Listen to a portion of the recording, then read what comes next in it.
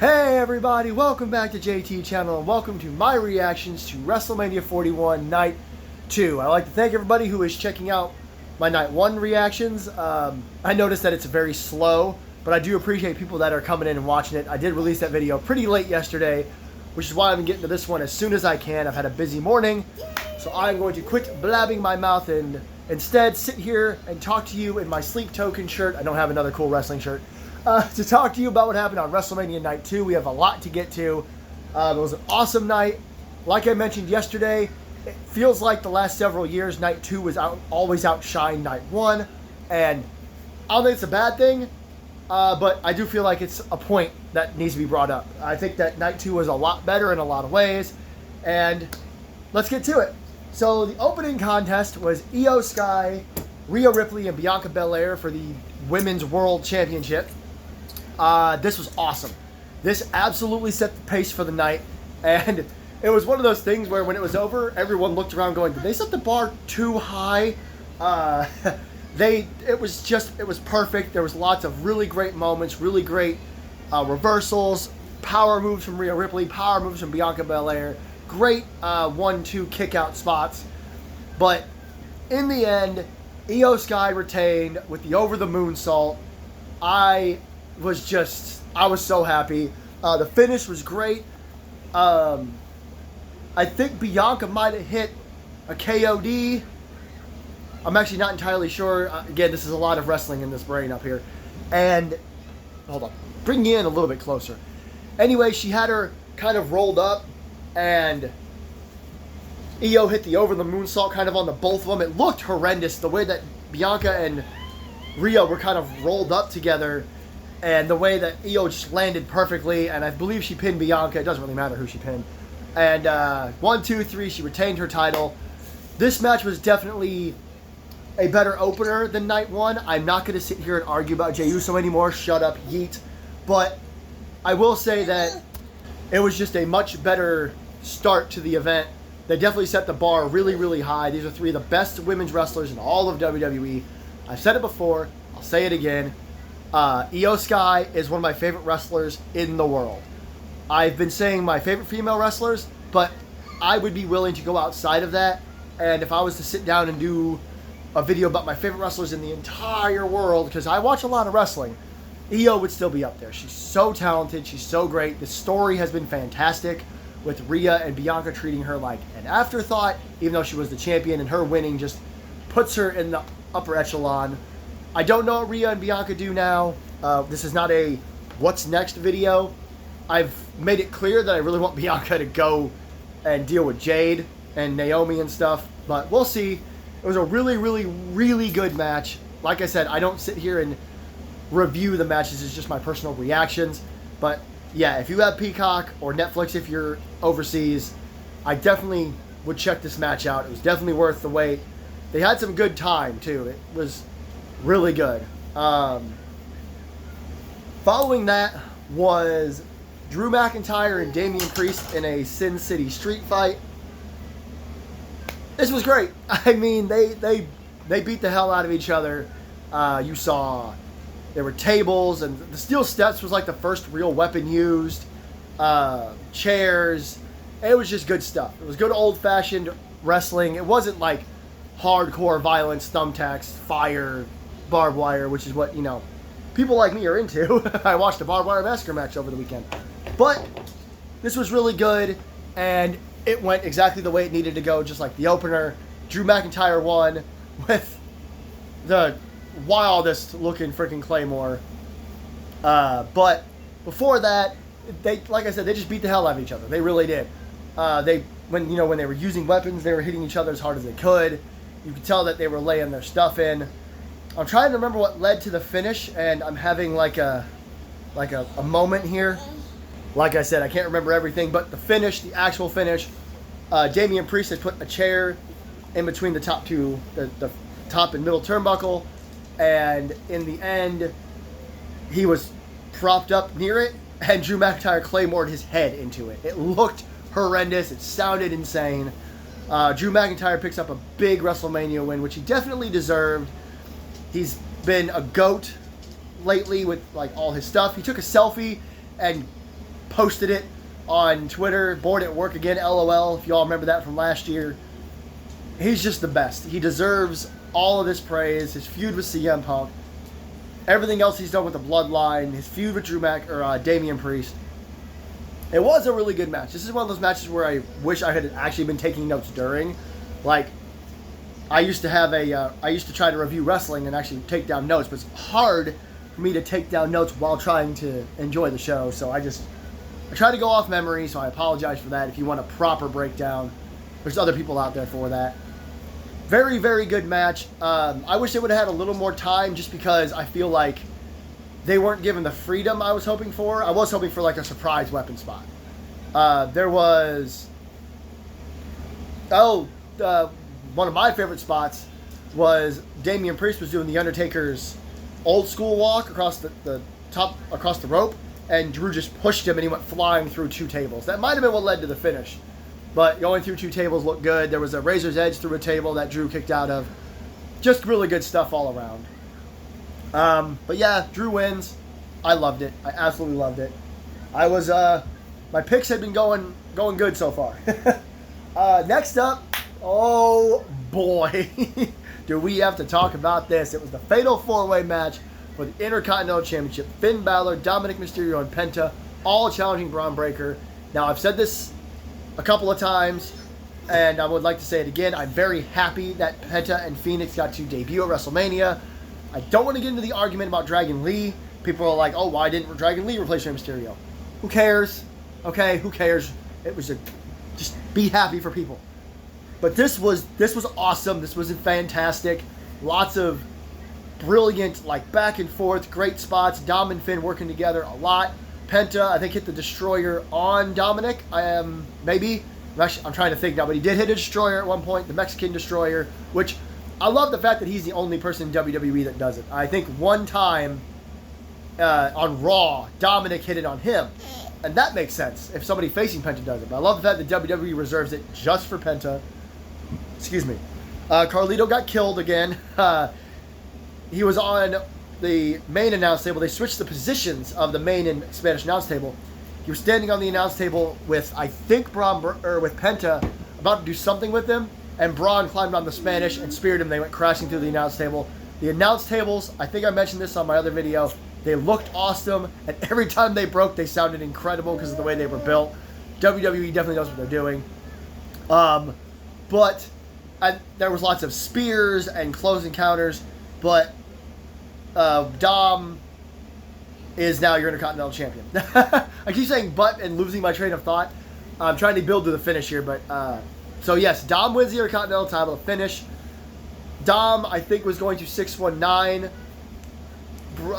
He 619 Braun Breaker, was going for the frog splash. Finn shook the ropes and made him fall, crouched himself on the turnbuckle, which was a little bit of payback. They had kind of fallen out at this point. Finn got in the ring. He hit a sling blade. He hit the drop kick. And then he hit the coup de grace. He hooked Braun's leg. And when he rolled over, Dom comes off the top rope and frog splashes both of them. Pins Finn Balor. 1, 2, 3.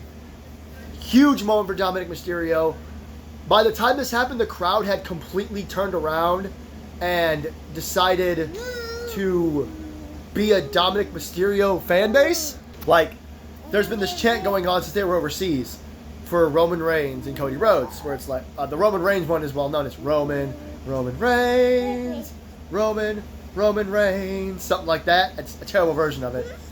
But they were doing that for Dirty Dom, and like it started to swell. Like, the crowd turned and became like Dominic fans. It was a Dominic Mysterio fan rally, I guess. And when he won, it was a huge pop. Obviously, this is great. Dominic Mysterio deserves this. He's worked his ass off. I think he was 0-3 before this. So this is his first win at WrestleMania. I'm sure his dad is proud of him. It was awesome. The match was really good. I said it before, I thought it could be the match of the weekend. In hindsight, I don't think it quite lived up to that, but it was really good. I think there was a good Tower of Doom spot as well. I'm trying to remember everything, but Dominic Mysterio, your new Intercontinental Champion, and with the fans being behind him now, if that continues, if the fan support continues, he's going to skyrocket. It reminds me a lot of when Tiffany Stratton came out, I think at the Elimination Chamber overseas a few years ago, and she got this like massive reaction that nobody was expecting, and it stayed. People have stayed gravitating towards her. So maybe this will happen with Dom. Maybe he comes out on Raw and gets a massive pop. Maybe this is the babyface turn for Dominic Mysterio. Very, very happy. Of course, I picked Penta and predicted Braun, so I'm way out of it, but I'm very happy for Dominic Mysterio. Okay. For this next matchup, I have to apologize because it was Randy Orton's open challenge. He comes to the ring and he's like, I'm going to face whoever walks down that aisle. Who's got the balls? Right? I was texting my brother at the time, messaging on Facebook. And we were talking about who could it be. We thought it could be Nick Aldis, maybe Rusev. We know he's coming back. Or maybe some other surprise. You never know, right? People were hoping for Jeff Hardy. That would have been great. And I told my brother that I had a stupid prediction, right? I said, what if it's Joe Hendry? I said, it's not going to be Joe Hendry. I posted on Facebook, Joe Hendry will not be Randy Orton's opponent, but can you imagine the pop if he was? And then, Randy Orton's opponent was fucking Joe Hendry. I cannot explain to you. I said his name and he appeared. I apologize to each and every one of you. I screwed up. I'm sorry, Joe. No, but for real, this was an awesome moment. Joe Hendry got to be at WrestleMania. I will not hear any of this bullshit about how short the match was. It was like 3.5 minutes and that he lost. I don't care. First of all, Joe Hendry got to be on WrestleMania. Second of all, the TNA World Champion got to be at WrestleMania. Thirdly, the TNA World Heavyweight Champion Joe Hendry got to wrestle Randy Orton at WrestleMania. Stop making this a bad thing, okay? And for those of you who don't know, apparently he was supposed to feud, Joe Hendry was supposed to feud with The Miz, but they couldn't work out the logistics because does Joe Hendry lose at WrestleMania? Why would TNA let the World Champion lose to The Miz at WrestleMania? The Miz is a fantastic wrestler, but I can see their argument. And of course, WWE doesn't want The Miz to lose at WrestleMania. But this was brilliant, okay? They had the doors at the WrestleMania stage kind of slid open. That's how people came out. They slid open, and you just saw a guy standing there, and I've watched multiple reactions to this, and everyone was like, who is that? And then it said, say his name, and everyone just fucking went ballistic. That's the other thing. I have to get this off my chest. Obviously, I'm very emotional right now. But the people online who are saying nobody wanted Joe Hendry, was your fucking TV muted or something? His music hit, and almost that entire arena just lost it, screaming and screaming and screaming for Joe Hendry. But yes, it was a very short match. Joe got a few good shots in. Orton got an eye poke. I think he did a fall-away slam to Orton. He stood up, did the spin, got RKO'd. 1, 2, 3. Then Orton helped him up, raised his arm, hit him with a second RKO after the match, and then did the Joe Hendry turn, but then did the Randy Orton pose. It was awesome. I had the time of my life watching this match. This was probably my favorite match of the weekend just because of how much fun it was.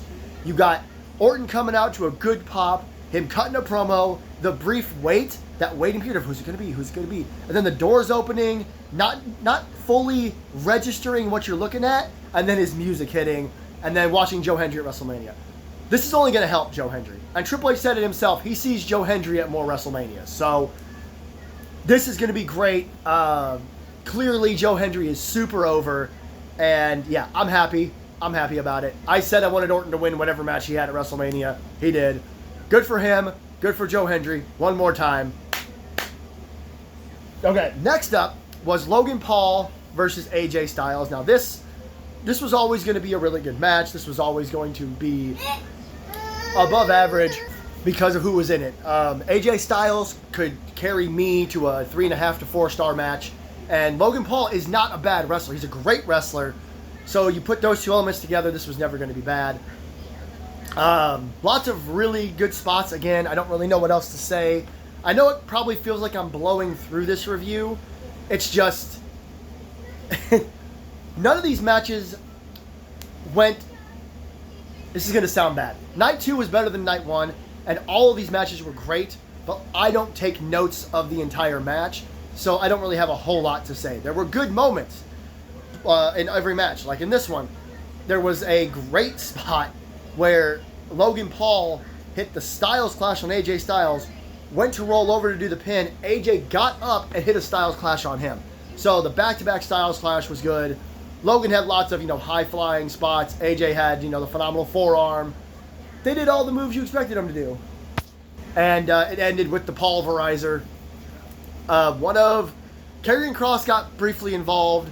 One of Logan Paul's buddies, I don't know who, I don't know these people, tried to bring brass knucks. Karrion Kross showed up, took them from him because Karrion Kross's whole thing is, take out Logan for the company.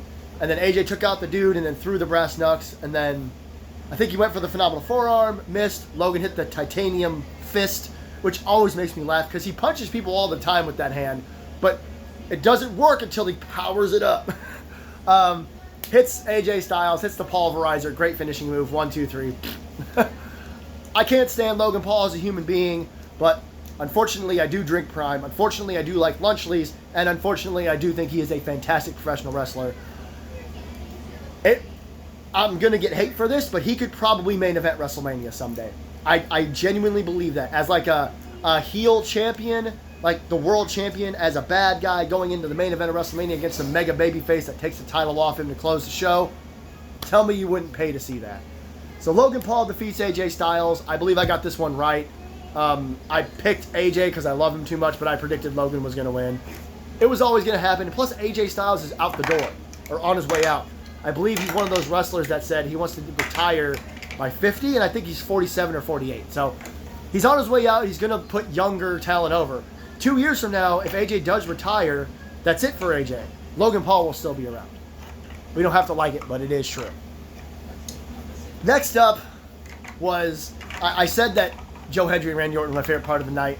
I might have lied to you for several reasons. But up next was Liv Morgan and Raquel Rodriguez taking on Lyra Valkyria and ? Because Bayley got taken out before the match. Now, I don't know what's going on with the Bayley stuff. I don't know why they did this. I don't know if it was specifically for this return or if Bayley's really hurt. I know Rey Mysterio was actually hurt. Kevin Owens is actually hurt. So I honestly don't have any idea what's going on with Bayley. But her replacement was Becky Lynch. That's it for me. Thanks for joining me. See ya. No. As far as I'm concerned, Becky Lynch is the best female wrestler in all of WWE right now. She was that before she left and had a kid and all that. When she was the mom, and before she took that year off, I think they said she'd been gone for a year after that one match, that cage match. So now that she's back, for me, that's it. She's top tier. The rest of the women, I'm a huge Rhea Ripley fan, Io Sky fan. All these other female wrestlers, Jade Cargill, I fucking love. But Becky Lynch is back.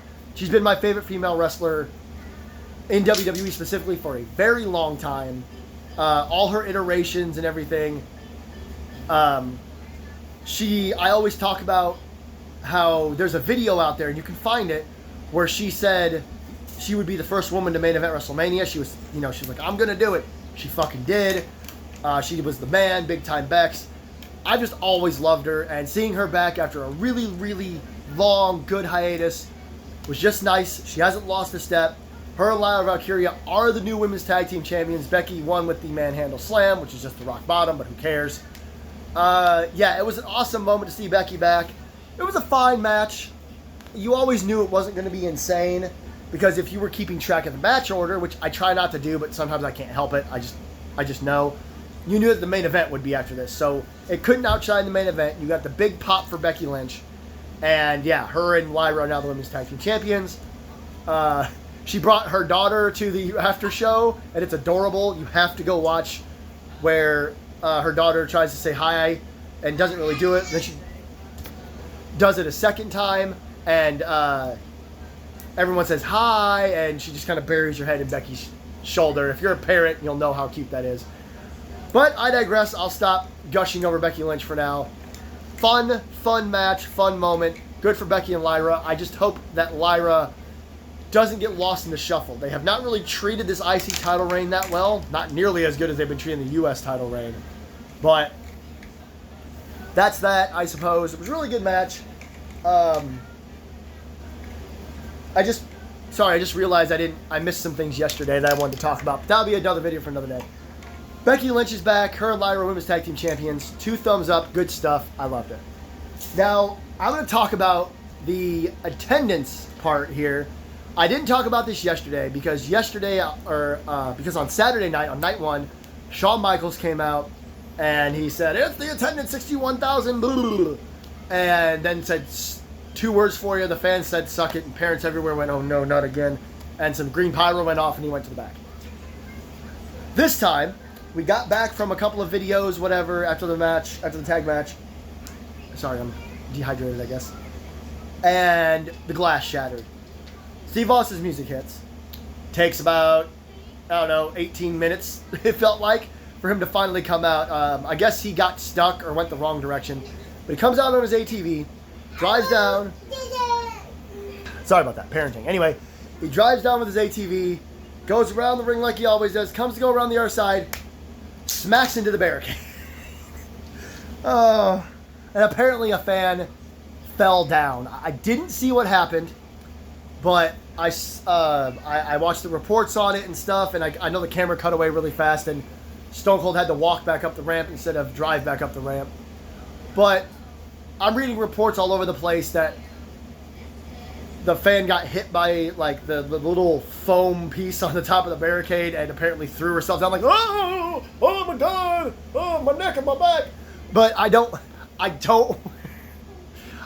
want to come off as an asshole, okay? I didn't see what happened, and I'm not going out of my way to watch replays or anything. I hope the fan is okay, and if they are good, I sincerely hope they didn't do what I just did. If they're faking it, shame on them, and they're a fucking piece of crap.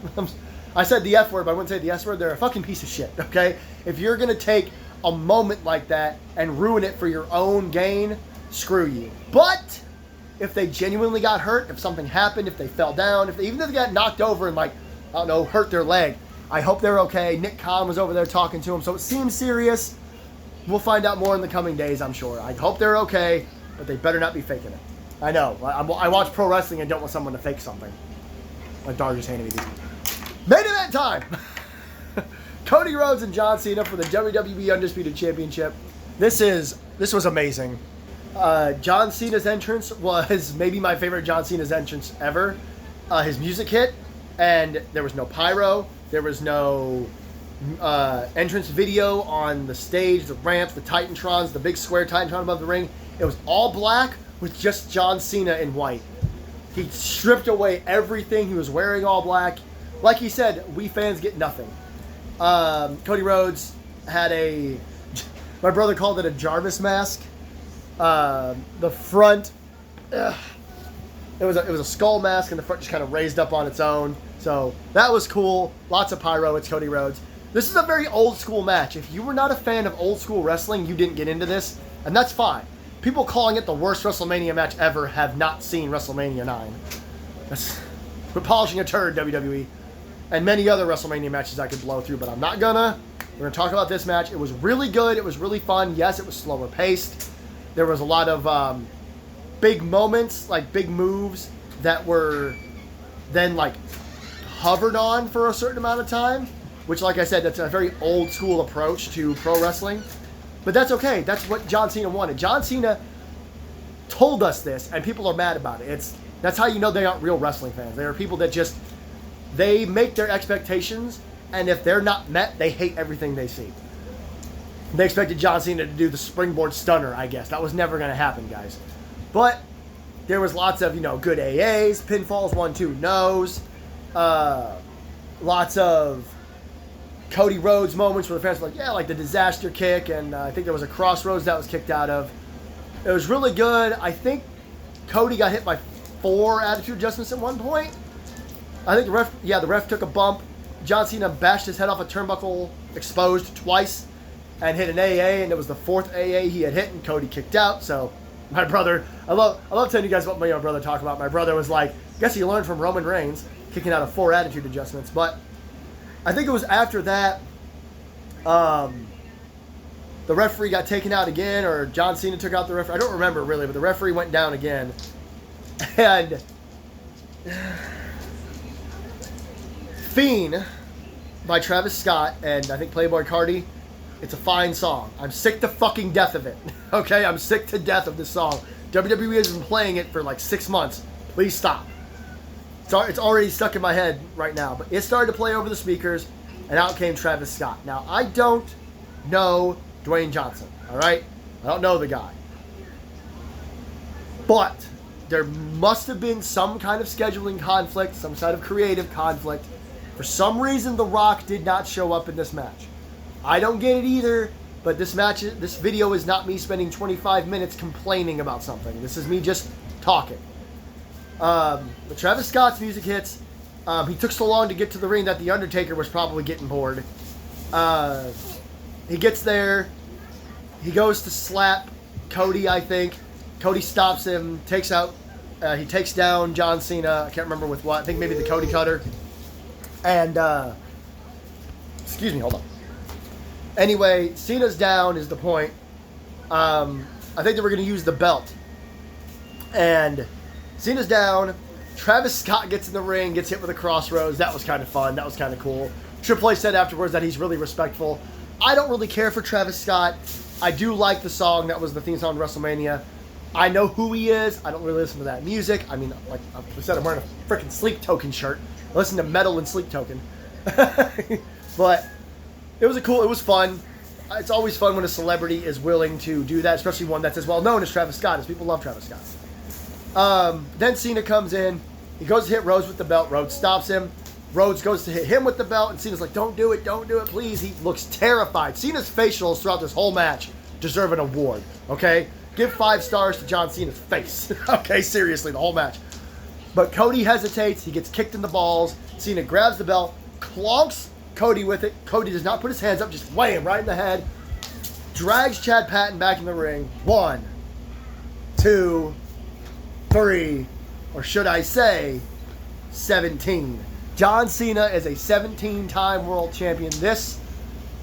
I don't get what people are complaining about. People are like, oh, it was a shitty ending and a bad finish and a boring match.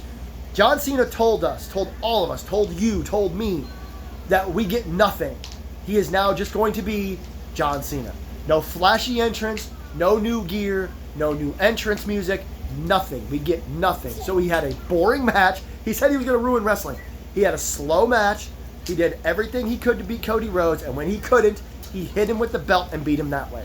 And guess who else cheats to win all the time, or at least used to?